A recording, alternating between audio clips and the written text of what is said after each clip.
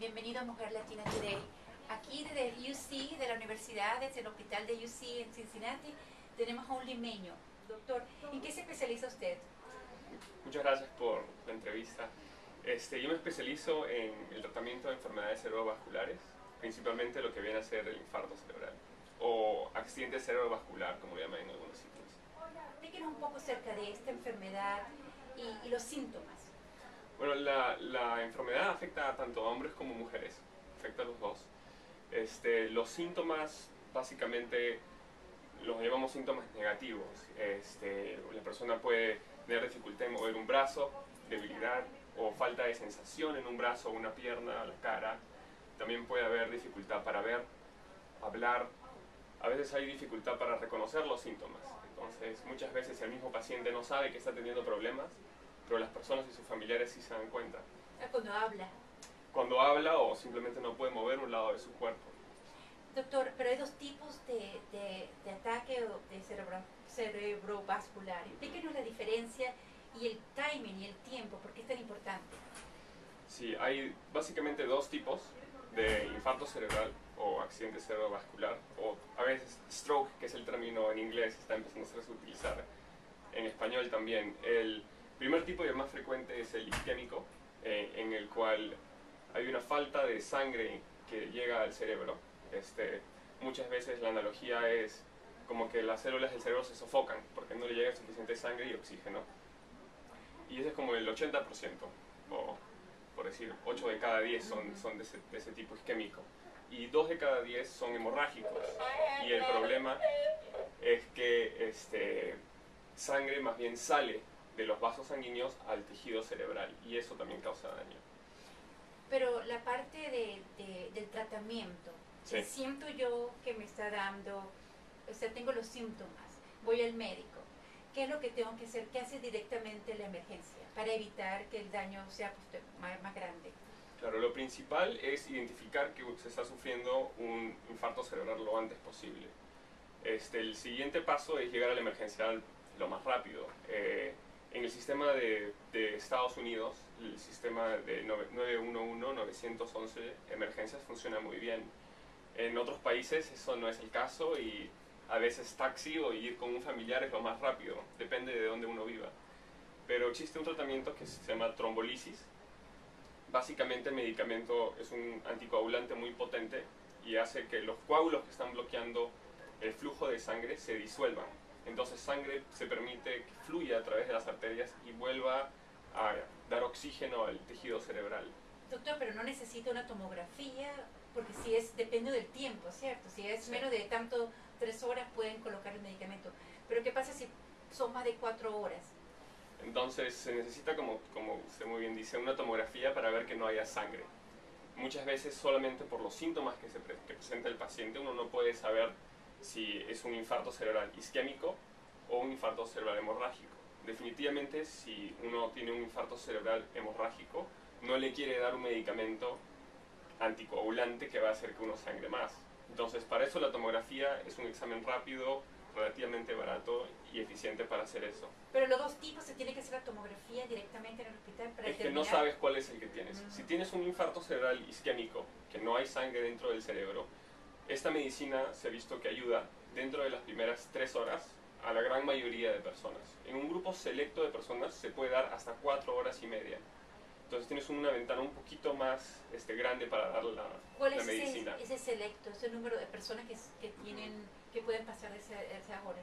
Bueno, ese grupo selecto son personas menores de 80 años que no tienen un infarto cerebral muy severo y que no tienen ciertos otros problemas como historia previa de un infarto cerebral y diabetes a la vez, ¿no? Entonces ese es el grupo, pero en líneas generales quieres llegar a la emergencia lo antes posible para que el médico pueda dar la medicina, el tratamiento a la cual tú puedas Porque ser si candidato, pasa ¿no? mucho tiempo, empieza ya. ¿Qué ocurre? Dígame las causas. Bueno, el problema del tiempo es que el tejido cerebral es muy sensible a la falta de oxígeno. Por ejemplo, ¿cuánto tiempo puedes tú resistir debajo del agua sin respirar? ¿Se entiende? Entonces es algo similar. Al cerebro no le está llegando oxígeno y esas células pueden resistir cierto número de horas sin oxígeno, después de las cuales las células fallecen. Y no hay nada que uno pueda hacer para revivir las células. Ese periodo se estima que es entre 4,5 horas, 4 horas por ahí. Entonces, después de este periodo de tiempo, lo único que tú haces al recibir este tratamiento es dar la posibilidad de tener efectos adversos, sangrado o cosas por el estilo, pero no el beneficio de la medicina. Por eso es que solamente se da hasta 4 horas y media. Entonces, lo que nosotros sabemos es que las células del cerebro no son reemplazables.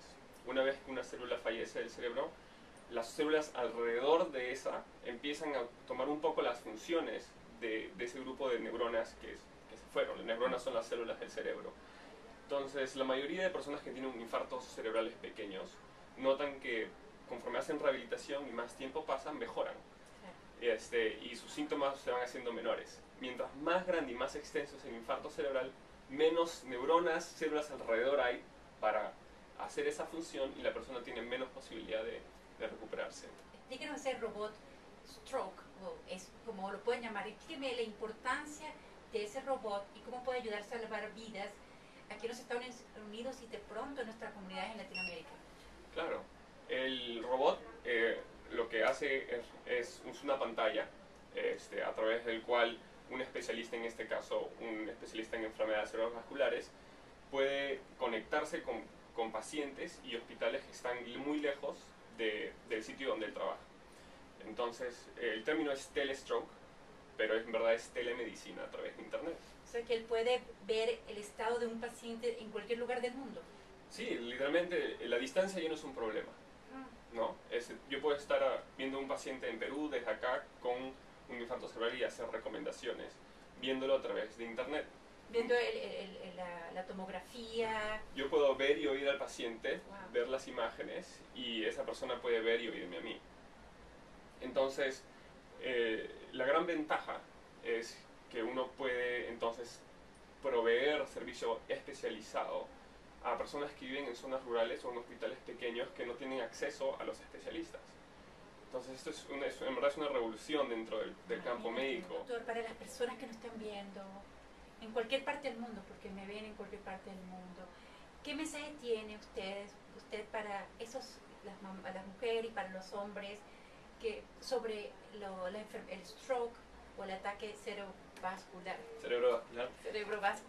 Creo que lo principal es aprender cuáles son los síntomas y reconocer que se está teniendo un infarto cerebral. Muchas veces la misma persona que lo está sufriendo no se da cuenta, entonces depende de sus familiares y amigos que sepan reconocer los síntomas. Luego es básicamente debilidad o falta de sensación en una parte del cuerpo, puede ser la cara, el brazo, la pierna, todos o uno de ellos, dificultad para hablar o entender lenguaje o dificultad para ver.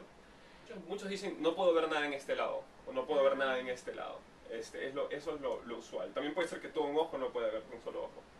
Entonces, lo principal es reconocer los síntomas. De ahí es ir a la emergencia lo antes posible a través del método que esté a disponibilidad. 911, la ambulancia, lo que esté a disponibilidad. Todo de inmediato. Y no perder tiempo. Y de ahí es ver si es que el paciente es candidato a recibir el tratamiento trombolítico. Y eso depende del médico especialista, el neurólogo que esté ahí, ¿cierto? Claro, depende del médico que esté viendo la emergencia y del servicio de consultas que tiene. Si hay un servicio de telemedicina, pues aún mejor.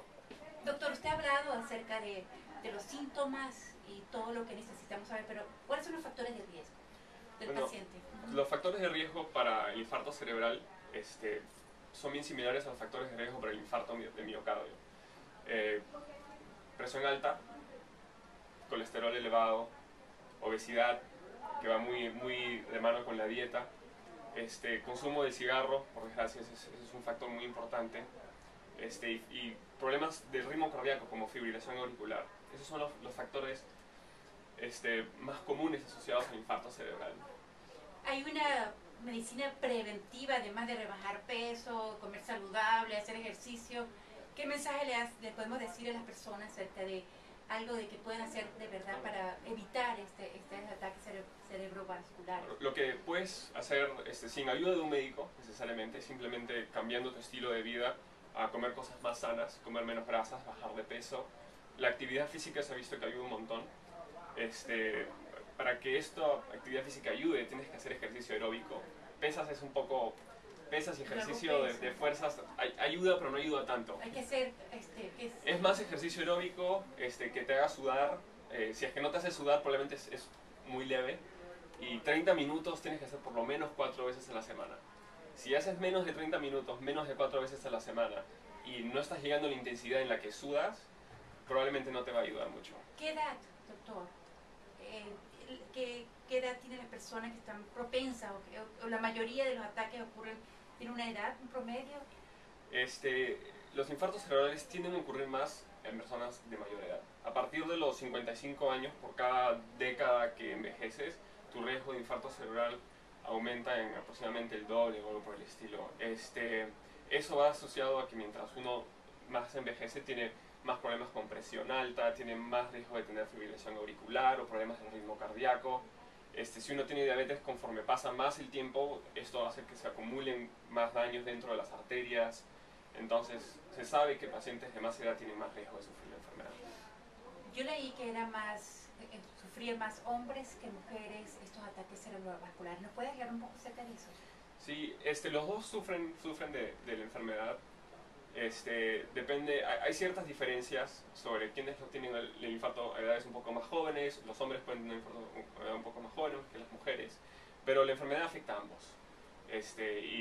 Y es una enfermedad muy severa para ambos grupos. Yo creo que eso es importante. Hablamos de unos factores, pero de riesgo. ¿Qué pasa cuando una persona tiene mucho estrés, no duerme, tiene mucho trabajo, tiene muchas preocupaciones? Claro. ¿Eso también es un factor?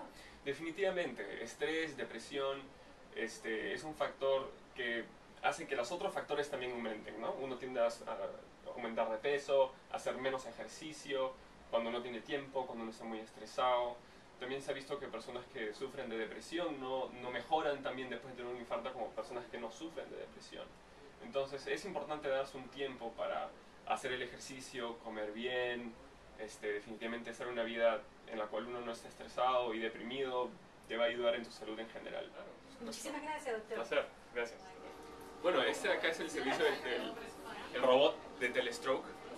Nosotros aparecemos en esta pantalla y hablamos directamente con el paciente. Estas son las cámaras que nos permiten hacer zoom y ver cosas específicas del examen físico, y tiene micrófonos a ambos lados para poder captar lo que dice el paciente y lo que está sucediendo en la habitación del paciente. Las imágenes son proveídas al doctor a través de un sistema de imágenes electrónicas, no a través del robot en sí.